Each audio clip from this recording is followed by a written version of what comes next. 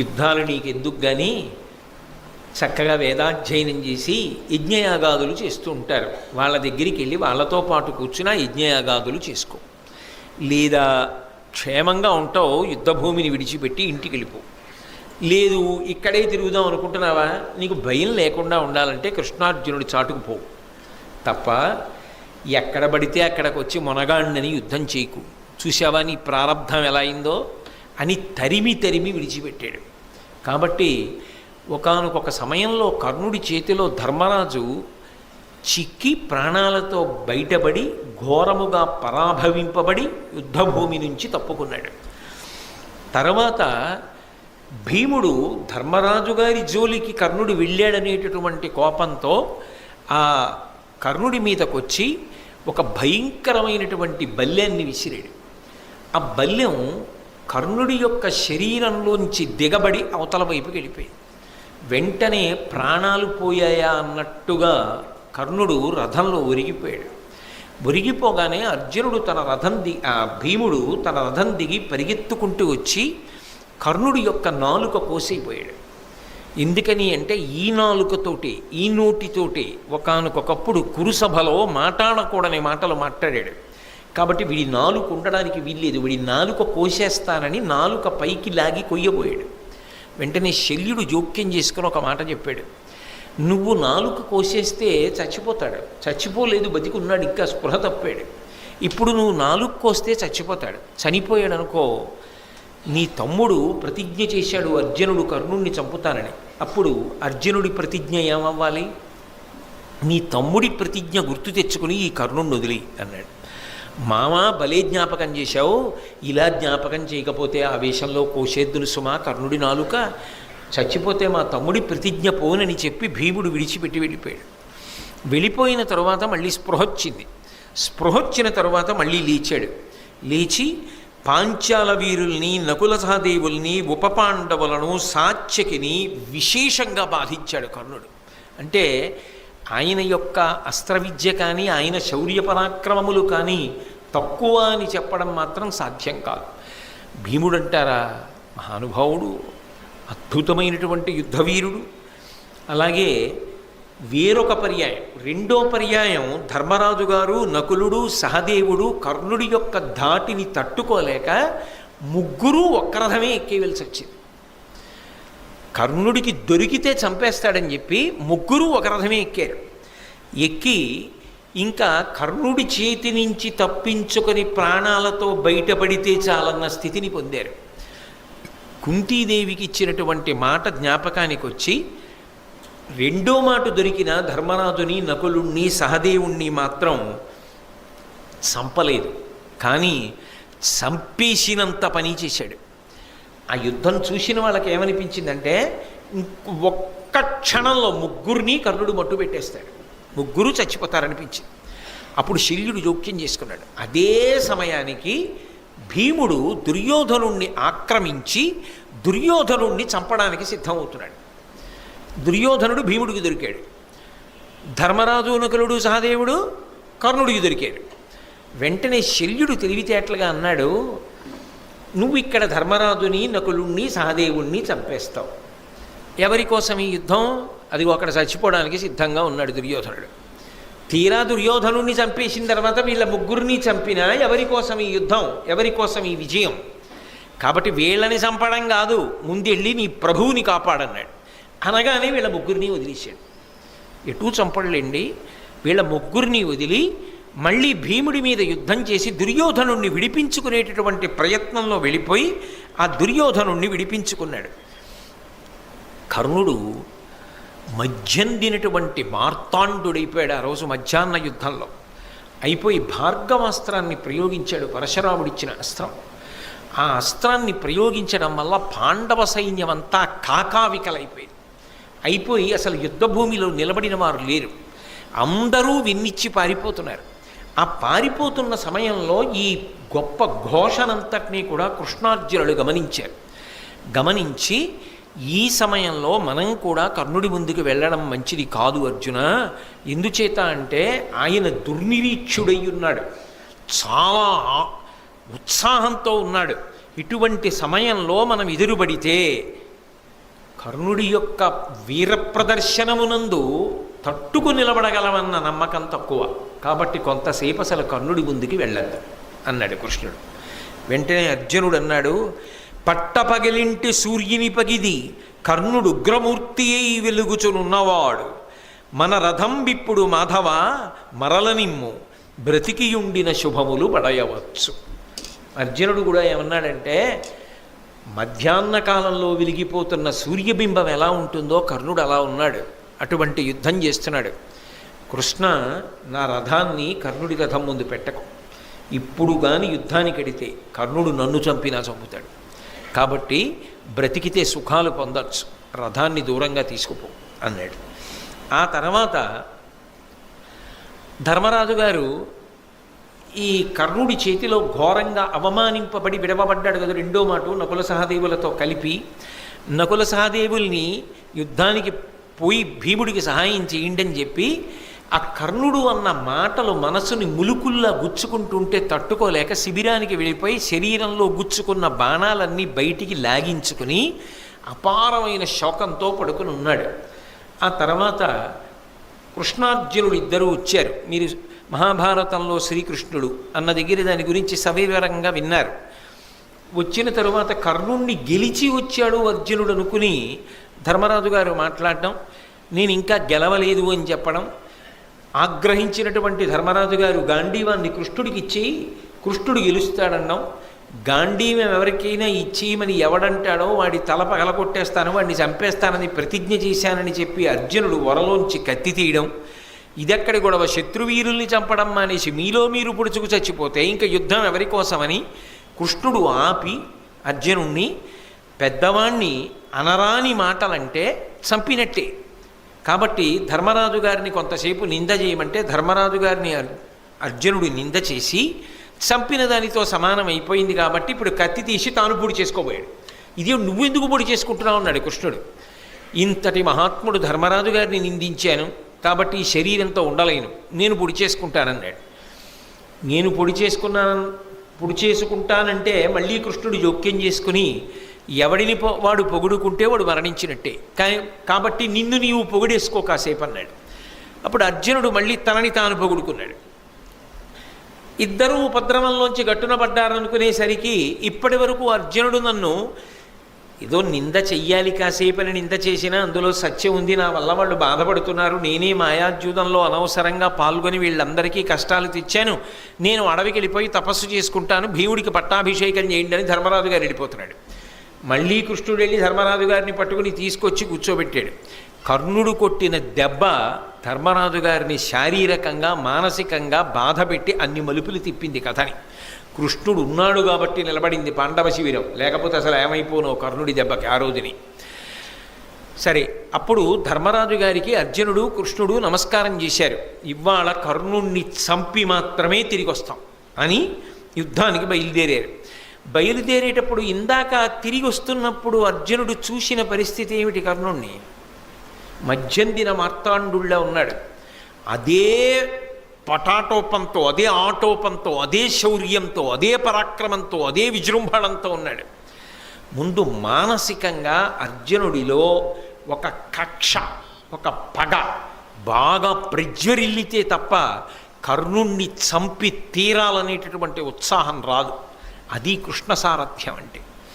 కాబట్టి అర్జునుడితో అన్నాడు, నీ అస్త్రశక్తి ఎంతటిదో అర్జున మరిచిపోయావా? నువ్వు వేసినటువంటి బాణ పరంపరలకి తట్టుకోలేక కదా భీష్మాచార్యుడు పడిపోయాడు, నీకే విలువిద్య నేర్పినటువంటి ద్రోణుడే పడిపోయాడే నిన్ను తట్టుకోలేక. మరిచిపోయావా? మాయాద్యూతంలో మిమ్మల్ని అందరినీ ఒకసారి ఓడించి రాజ్యాన్నంతటినీ కబళించి మీ ఒంటి మీదున్న పైబట్టలు కూడా తీయించి కింద పెట్టించారు. రెండో మాట మళ్ళీ మాయాద్యూతం ఆడి 12 సంవత్సరములు అరణ్యవాసం, 1 సంవత్సరం అజ్ఞాతవాసం చేయించారు. 13 సంవత్సరాలు మీరు పడ్డ కష్టాలకన్నింటికీ కారణమైన ప్రధానుడు కర్ణుడితో యుద్ధానికి ఎడుతున్నాం అర్జున. నీ పౌరుషాన్నంతటినీ కూడా పుంజుకో, నీ ప్రతాపాన్నంతటినీ ప్రదర్శించు, కర్ణుడి తల తెగిపోలిసిందే ఇవాళ. కాబట్టి అన్ని పాపములు చేసిన వాడు ఇవాళ నీ కంటపడుతున్నాడు అంటే అర్జునుడిలో ఎంత పౌరుషం పెరుగుతుంది అంటూ ఇంకొక మాట అన్నాడు, అన్నిటికన్నా ఒక్క విషయాన్ని గుర్తుపెట్టుకో. ఏ మత్స్యయంత్రాన్ని కొట్టి నువ్వు ద్రౌపదీదేవిని భార్యగా స్వీకరించడానికి సిద్ధపడ్డావో, తదనంతరం వేదవ్యాసుని యొక్క వాక్కు చేత, కుంతి వాక్కు చేత ద్రౌపదీదేవి మీ 5గురికి భార్య అయిందో, ఎవరు రాజసూయాగం చేసిన తరువాత అవబృధ స్నానం చేసినటువంటి తలకట్టుతో ఆ దుర్యోధనుడి యొక్క సభలోకి ప్రవేశించిందో, ఏ ద్రౌపదీదేవి యొక్క కొప్పు పట్టి ఈడ్చి వస్త్రాపహరణం చేశారో, ఏ ద్రౌపదీదేవి వంక కర్ణుడి తిరిగి జూదంలో ఓడిపోని 6వ భర్తని వెతుక్కో అని నవ్వాడో, అటువంటి దుర్మార్గుడైన కర్ణుడి మీద యుద్ధానికి ఎడుతున్నావు. తల మిగలచ్చా కర్ణుడిది అంటే ఇక అర్జునుడు ఎంత పగతో వెళ్ళాలో అంత పగతో వెళ్ళడానికి, అంత ఉత్సాహం పుంజుకోవడానికి కావలసినది నూరి పోసేశాడు కృష్ణ పరమాత్మ. చిట్ట చివర నీకు 2 మాటలు చెప్తా అర్జున, నేనే రాయబారానికి వెళ్ళా మీకోసం. నేను రాయబారానికి వెళ్ళినప్పుడు నన్నే పట్టాలి, బంధించాలి అని ప్రయత్నం చేసిన దుష్టచతుష్టయంలో ఈ కర్ణుడు లేడా? కృష్ణుడంటే ప్రాణం అర్జునుడికి. నన్ను పట్టాలనుకున్నాడు కదా, ఇప్పుడు నువ్వు పౌరుషం ప్రదర్శించవా? దానికి ప్రతీకారం ఇప్పుడు చెయ్యవా? అన్నిటికన్నా అర్జున, నువ్వు స్మరించవలసినది ఒకటి ఉంది. నీ కొడుకు ముక్కుపచ్చలారనివాడు, మహావీరుడు. నువ్వు లేనప్పుడు పద్మవ్యూహాన్ని భేదించి లోపలికెడితే చుట్టుముట్టి అపాయాన్ని కల్పించి కుట్ర చేసి వెనక నుంచి బాణం వేసి అతని విల్లు విరిచి కత్తి పలక పట్టుకుని ఆకాశానికి ఎగిరి కిందకి దిగుతుంటే అతని పలకని భేదించి ఆ అభిమన్యుడు, అర్జున నీ కొడుకు మరణించడానికి కారణం ఆ కర్ణుడే. అటువంటి కర్ణుడితో చాలాసేపు యుద్ధం చేస్తావా? నీతో యుద్ధం చెయ్యలేక కర్ణుడి తల తెగి భూమి మీద పడిపోద్దా? అది నువ్వు చూడద్దా? నీ బంధువులు, నీ యొక్క హితాన్ని కోరుకునేవాళ్ళు, నీ శ్రేయోభిలాషులు ఎంతమంది ఎన్నిసార్లు మనసు కష్టపెట్టుకున్నారా కర్ణుడి యొక్క ప్రవర్తనకి? అటువంటి వాడు ఇవాళ నీకు ఎదురుపడబోతున్నాడు. అర్జునుణ్ణి చంపుతానని ఇన్ని మాటలు ప్రగల్భములు పలికినవాడు, ప్రతిజ్ఞ చేసినవాడు నీ కంటి ముందు పడుతున్నాడు. ఆ కర్ణుణ్ణి చంపుతానని నువ్వు ప్రతిజ్ఞ చేశావు కాబట్టి ఇవాళ నీ ప్రతిజ్ఞ నువ్వు నెరవేర్చుకుని పరమ సంతోషంతో నిన్ను కన్న తల్లి కుంతి ముందుకెళ్ళి, అమ్మా ప్రతిజ్ఞ నెరవేర్చుకున్నానని చెప్పాలి. ద్రౌపదీదేవి ముందుకెళ్ళి చెప్పాలి, మీ అన్నయ్య హృదయశల్యంతో బాధపడుతున్నాడు, కర్ణుడు ఇంతగా నన్ను పరాభవించాడని. మీ అన్న ఆనందపడేటట్టుగా కర్ణవధ జరగాలి. అర్జున ఈ మాటలన్నీ విన్నాడు, పరమానందం పొంది కృష్ణ రథాన్ని పోనీ కర్ణుడి వైపుకి అన్నాడు. అర్జునుడి రథం ఎప్పుడైతే కర్ణుడి వైపుకి దూసుకొస్తోందో కర్ణకుమారుడు అడ్డుపడ్డాడు. కర్ణుడు చూస్తుండగా ఆ కర్ణుడి యొక్క కుమారుణ్ణి ఉత్తమౌజుడు అనబడేటటువంటి పాండవ వీరుడు సంహరించాడు. ఇవన్నీ కర్ణుడి పాలిట దారుణమైనటువంటి విషయాలు యుద్ధంలో. ఎందుకని అంటే ఏదో మాయ చేశారో లేకపోతే కుట్ర చేశారో అని నేను అంటలేదు. దారుణమైన విషయము అంటే మనసు చితికిపోవడానికి, అంత ఉత్సాహంతో ఉన్న మనసు నీరు కారిపోవడానికి కావలసిన సంఘటనలు జరుగుతున్నాయి. అంటే దైవము యొక్క ప్రచోదనం అలా ఉంది. భారత యుద్ధం పూర్తి అయిపోవాలంటే కర్ణుడు పడిపోవడం వినా మార్గం లేదు. అందుకే కళ్ళ ముందు కుమారుడు మరణించాడు.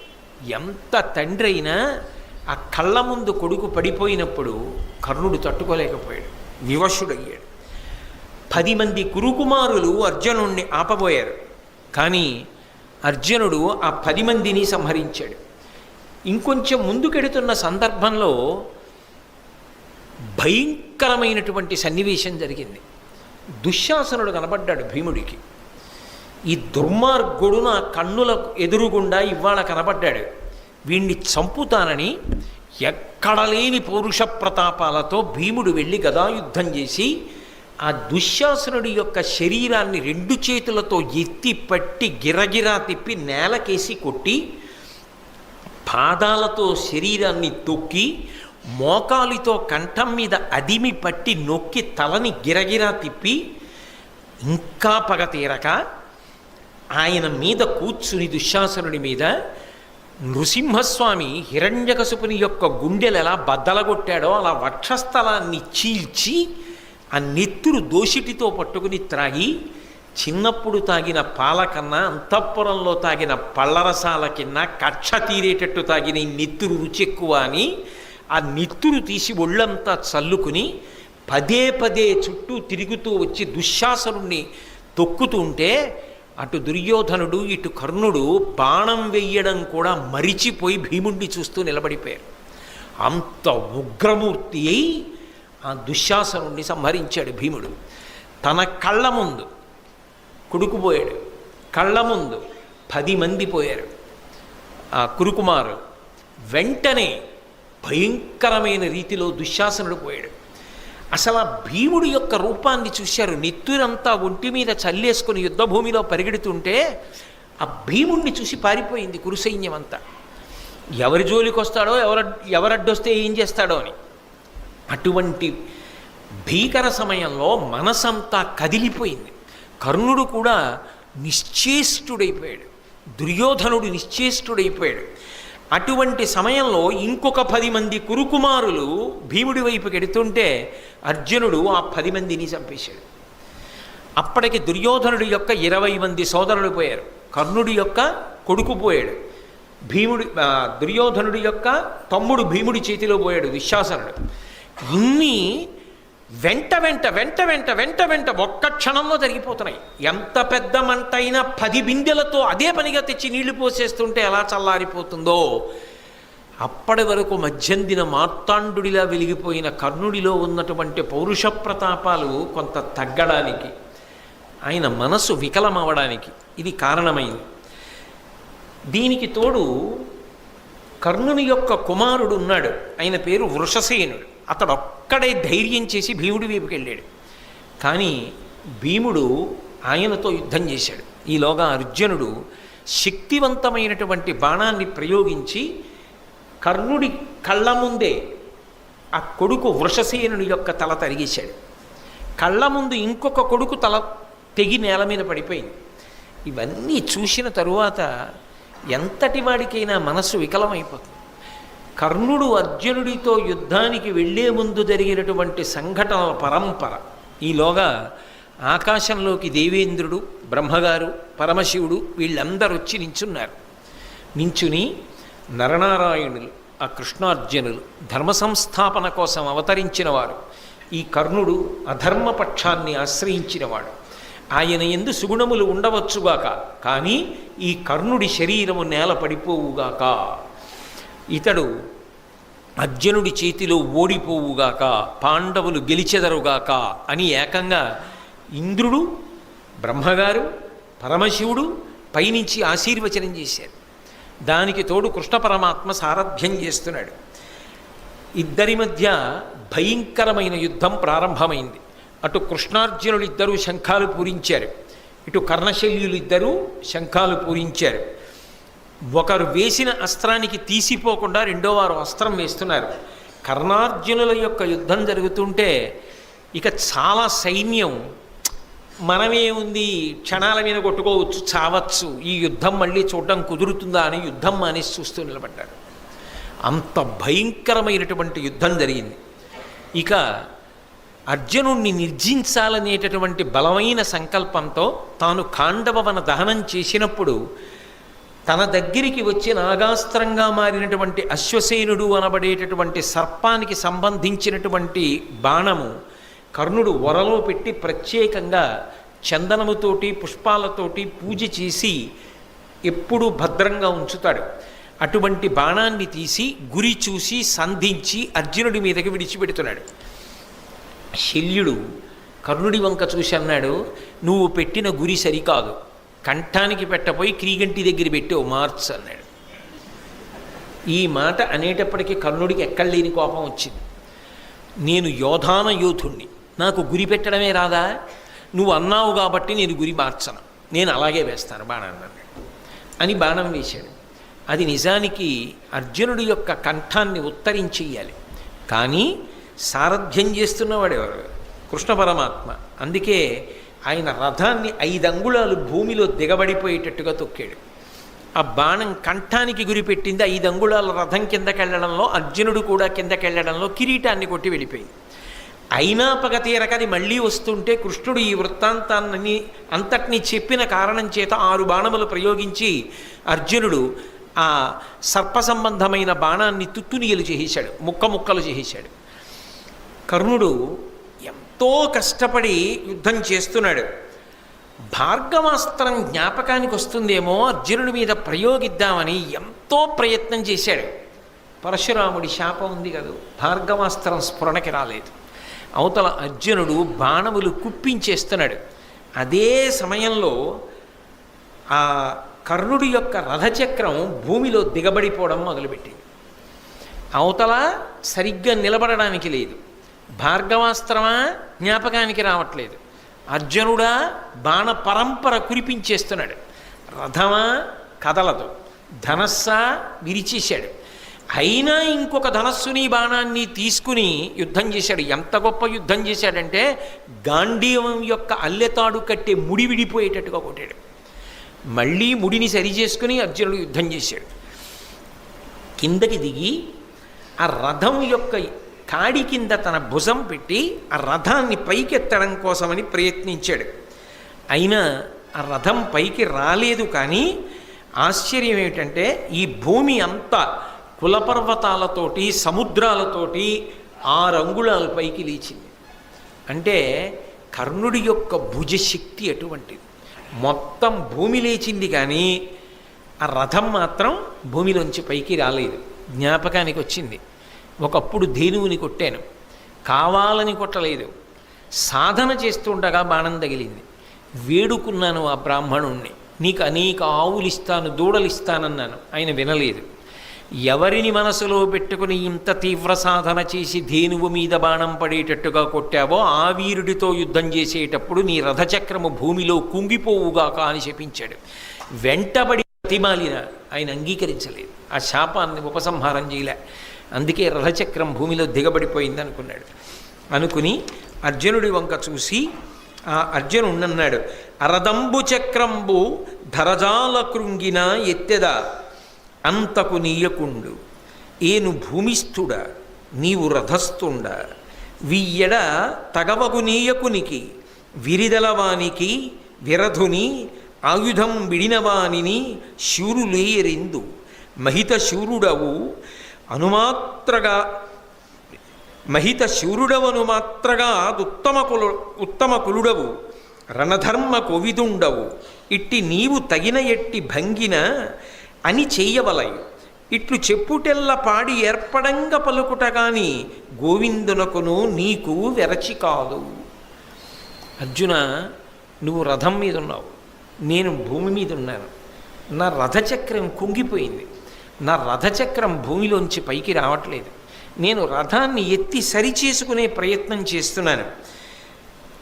అయినా ఎదుటి వీరుడు భూమి మీద ఉన్నా లేక అస్త్రములను విడిచిపెట్టి వెన్ను చూపించి పారిపోతున్నా, తల విరబోసుకుని ఉన్నా, అటువంటప్పుడు ధర్మాత్ముడైనటువంటి ఎదుటి వీరుడు బాణములు వేసి కొట్టకూడదు. నువ్వు ఉత్తమ వంశమునందు జన్మించావు, గొప్ప అస్త్ర విద్య నేర్చుకున్నావు, ధర్మం తెలిసిన్నవాడివి. నేను ఇప్పుడు బాణములు వెయ్యలేని స్థితిలో ఉన్నాను. రథాన్ని ముందు భూమి మీద సరిచేసుకునే ప్రయత్నంలో ఉన్నా. అయినా నువ్వు ఆపకుండా బాణప్రయోగం చేస్తున్నావు. కొంతసేపు బాణప్రయోగం ఆపు. నీకో గోవిందుడికో భయపడి నేను ఈ మాట చెప్పట్లేదు, ధర్మం చెప్పాలి కాబట్టి చెప్తున్నాను అన్నాడు. అంటే కృష్ణ పరమాత్మ అన్నాడు, అబ్బా ఇప్పుడు ధర్మం జ్ఞాపకానికి వచ్చిందా? జ్ఞాపకానికి వస్తే రక్షించేది కాదు ధర్మం, అనుష్ఠిస్తే రక్షించేది. నువ్వు ఎంత ధర్మాన్ని అనుష్ఠించావు జీవితంలో? పాండవులను తక్కువ చేసి మాట్లాడినప్పుడు ఈ ధర్మం జ్ఞాపకానికి రాలా? ద్రౌపదీదేవిని అవమానించినప్పుడు ఈ ధర్మం జ్ఞాపకానికి రాలా? అదే పనిగా అర్జునుడిని చిన్నతనం చేసి మాట్లాడినప్పుడు ఈ ధర్మం జ్ఞాపకానికి రాలా? నువ్వు పాటించనిది ధర్మం. నీకు అక్కడికి రమ్మంటే ఎక్కడి నుంచి వస్తుంది?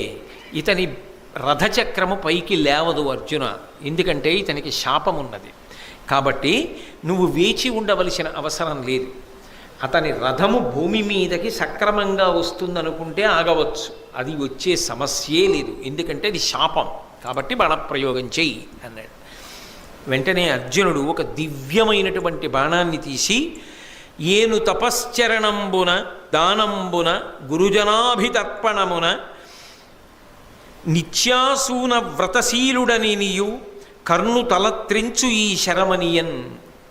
నేను ప్రతిరోజు కూడా పుణ్యకార్యములు చేసిన వాడనైతే, గురుజనులను తృప్తిపరచినటువంటి వాడనైతే, నిత్యానూన వ్రతశీలుడనినియు ప్రతిరోజు పుణ్యకర్మలు తప్పకుండా చేసిన వాడనైతే, నేను ఇప్పుడు వేసేటటువంటి ఈ బాణము కర్ణుని యొక్క తలను త్రుంచుగాక అని చెప్పి గాంధీవానికి తొడిగి ఆ బాణాన్ని ప్రయోగించాడు.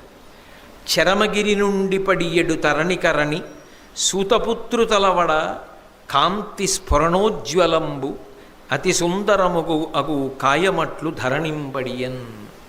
ఆ అర్జునుడు వేసినటువంటి బాణానికి కంఠం తెగిపోయి ఎంతో అందంగా ఉండేటటువంటి ఆ కర్ణుడి యొక్క తల బంగారు రంగు కలిగినటువంటి శరీరం నుంచి వేరైపోయి నిత్తురు కారుతూ భూమి మీద పడిపోయింది. ఆ శరీరం ఇంకొక పక్కకు పడిపోయింది. అధిప అంతన గనువిచ్చి అఖిల జనలు కనుగొనంగా ఆ యుజ్వల తనువు విడిచిచని సముద్దీప్తమైన తేజంబు వారిజాప్త బింబంబు సొచ్చే అత్యద్భుతముగా. పశ్చిమాద్రిన అస్తమించడానికి సిద్ధపడుతూ ఎరుపు రంగుని పుంజుకుంటున్నటువంటి సూర్యబింబంలోకి కర్ణుడి శరీరంలోంచి ఒక దివ్యమైనటువంటి కాంతి వెళ్ళి కలిసిపోయింది. సూర్యభగవానుడు చూశాట ఆకాశంలోంచి, అబ్బా, నా అనుగ్రహాన్ని పొందినవాడు, నన్ను ఉపాసన చేసినవాడు, నా అంశలో వెలిగినవాడు, భారత యుద్ధానికి కారణమైనవాడు, ధర్మ సంస్థాపనకు నిజానికి పరమకారణమైనవాడు ఇవాళ యుద్ధభూమిలో పడిపోయాడు. తల తెగి నెత్తురు కారుతుండగా అలా పడిపోయాడు. ఎవడు రథం మీద నిలబడి ఉండగా భార్గవాస్త్ర ప్రయోగం చేశాడో, ఎవడు పాండవ సైన్యాన్ని కాకావికలు చేశాడో, వాడు లేని రథం ఇప్పుడు మాత్రం ఆ చక్రం భూమి మీదకి మళ్ళీ మామూలుగా వచ్చేసింది అని. ఎంతైనా మరి కొడుకు కదా కర్ణుడు, కిరణములు చేతులు కదా సూర్యుడికి, తల తెగిపోయినటువంటి కర్ణుడి శరీరాన్ని ముట్టుకున్నాయి కదా, స్నానం చేయాలని సముద్రంలోకి సూర్యుడు దిగిపోయాడా అన్నట్టుగా బింబం అస్తమించింది. ముఖం ఎర్రబడి శల్యుడు ఖాళీ రథాన్ని తోలుకుని దుర్యోధనుడి దగ్గరికి వెళ్ళిపోయాడు. కౌరవ సైన్యం అంతా కాకావికలై చెల్లాచెదరైపోయింది. ఇక దుర్యోధనుడి పరిస్థితి చెప్పడానికి ఏముంటుంది? కర్ణుడితో వెళ్ళిన రథం, ఆశలు పెట్టుకున్న రథం కర్ణుడు లేకుండా ఒక్కటే తిరిగి వచ్చేసింది. అప్పుడు అన్నాడు శల్యుడు, ఇప్పటిదాకా ఎక్కడా చూడలేదో ఈ దుర్యోధన ఇటువంటి యుద్ధం. ఏమి యుద్ధం చేశాడయా కర్ణుడు? మనుష్యులు ఏమిటయా, దేవతలు వచ్చి ఆకాశంలో నిలబడి చూశారు ఆయన చేసిన యుద్ధాన్ని. కర్ణుడు ధన్యుడు, మహాత్ముడు, మహానుభావుడు, అంత గొప్ప యుద్ధం చేశాడు. ఇన్ని శాపాలుండి కూడా హరివీర భయంకరుడ యుద్ధం చేశాడు. అన్నిటికన్నా గొప్ప విషయం ఏమిటంటే ఆయన చేసిన యుద్ధానికి కృష్ణార్జునులు కూడా తెల్లబోయి తడబడ్డారు. నిజం కదా మరి, అన్నాడుగా బతికియుండిన సుఖములు బడయవచ్చు అన్నాడు అర్జునుడు. అంత గొప్ప యుద్ధం చేసి అస్తమించాడు. అటువంటి మహావీరుడు, ఆయనకి సారథ్యం చేశానన్నాడు. ఇప్పుడు కర్ణుడు పడిపోయిన తర్వాత ఆ విధంగా మహాభారత యుద్ధకాలమునందు కర్ణుడు పడిపోయాడు. ఆ తర్వాత నల్లేరు మీద నడక, మిగిలిన వాళ్ళు పడిపోయారు. దుర్యోధనుడి తొడలు భీమసేనుడు విరగొట్టాడు. ధర్మరాజు గారికి పుణ్యజలాలతో కృష్ణ పరమాత్మ దగ్గరుండి పట్టాభిషేకం చేయించారు. ఆ పూజలో ఉంచి పూజించినటువంటి శంఖంలోకి నదీ జలములన్నింటినీ తీసి సమస్త భూమండలానికి సార్వభౌముడిగా ధర్మరాజు గారికి పట్టాభిషేకం చేశారు. ధర్మరాజు గారు పట్టాభిషిక్తుడైన తరువాత అప్పుడు భూమి అంతా సస్యశ్యామలమై ధార్మికమైనటువంటి బుద్ధితో ప్రజలందరూ ప్రవర్తిస్తూ సంతోషంగా ఉంది. నరనారాయణుల యొక్క అవతారమునకు కావలసినటువంటి ప్రయోజన సిద్ధి కలిగింది. అంత గొప్ప భారతం. ఆ భారతం వచ్చినదే ధర్మ సంస్థాపనకి. ఆ ధర్మ సంస్థాపనలో అత్యంత క్లిష్టమైన ఘట్టము కర్ణుడు పడడం. దాని చేత నరనారాయణులు ప్రీతి చెందారు. ధర్మ సంస్థాపన జరిగింది అని చెప్పి దేవతలందరూ సంతోషించారు. కర్ణుడికి కూడా అంతకన్నా మార్గం లేదు కాబట్టి ఆయన కూడా ఉత్తమగతులను పొంది వీరస్వర్గాన్ని అలంకరించాడు. కాబట్టి ఈ విధంగా ధర్మరాజు గారు పట్టాభిషేకం చేసుకున్న కారణం చేత చాలా చాలా గొప్పగా భూమి అంతా సస్యశ్యామలమై సంతోషకరంగా ప్రజలందరూ జీవనాన్ని కొనసాగించారనేటటువంటి మంగళకరమైన ఘట్టం దగ్గర నేను ఇవాల్టి ఈ ప్రవచనాన్ని పూర్తి చేస్తున్నాను. కానీ ఒక్కటి చెప్తారు పెద్దలు, మహాభారతంలో కర్ణుడు చాలా చాలా గొప్ప విషయం, అది వినడం, అది చెప్పడం కూడా అభ్యున్నతికి హేతువు అంటారు. కర్ణవధ కూడా అంత చాలా గొప్పది అని చెప్తారు. చాలా ఆశ్చర్యకరంగా ఇవాళ నేను కర్ణవధ చెప్పాలి అని తెల్లవారు కట్ట లేచి అయ్యో కర్ణుడు పడిపోవడం చెప్పాలి, ఇవాళ కర్ణుడు పడిపోవడం చెప్పాలి అని మానసికంగా సిద్ధపడుతున్నా. ఎందుకంటే అటువంటి క్లిష్టమైన విషయం చెప్పడం నాకు బాధాకరమే. నేను సభలో పంచుకోలేను. కానీ మహాభారతము ఎంత శక్తివంతమైనదో నాకు ఇవాళ అనేక సందర్భాల్లో నిరూపణమైంది. నేను అటువంటి సందర్భాలు జరిగినప్పుడు నా భార్యని పిలిచి చూపించాను కూడా. చూసావా మహాభారతం ఎంత శక్తివంతం, ఎంత ఆశ్చర్యకరమైన విషయాలు జరుగుతున్నాయో చూసావా అని నేను నా భార్యతో పంచుకున్నాను. అంటే ఇవాళ నేను ఎప్పుడూ రానివాడిని సభకి ఆలస్యం అయ్యానంటే నా ప్రమేయం లేకుండా ఇవాళ చాలాసేపు గోశాలలో ధ్యానమందిరం దగ్గర కృష్ణ భగవానుడి దగ్గర నన్ను అట్టిపెట్టిన తరువాత పరమాత్మ ఈ ఘట్టాన్ని పూర్తి చేయడానికి పంపించాడు. అంటే అది సామాన్యమైన ఘట్టం కాదు. మహాభారతంలో కర్ణుడి పాత్ర పరిశీలనం అంత గొప్పది అని పెద్దలు ఎందుకు చెప్తారో స్వానుభవంలో నాకు అర్థమైంది. ఇది నేను కేవలంగా ఈ విషయాలు సభలో పంచుకోలేను. కానీ కొంతవరకు మీరు ఆ నమ్మకం కలిగిన వారు, ఆ సద్బుద్ధి కలిగిన వారు కాబట్టి ఈ రెండు మాటలు చెప్పకుండా ఉండలేక చెప్పాను. ఈసారి ఫిబ్రవరి 27వ తారీఖున ప్రారంభం చేసినటువంటి భారత ప్రవచనం ఇవాల్టితో పూర్తయిపోయింది.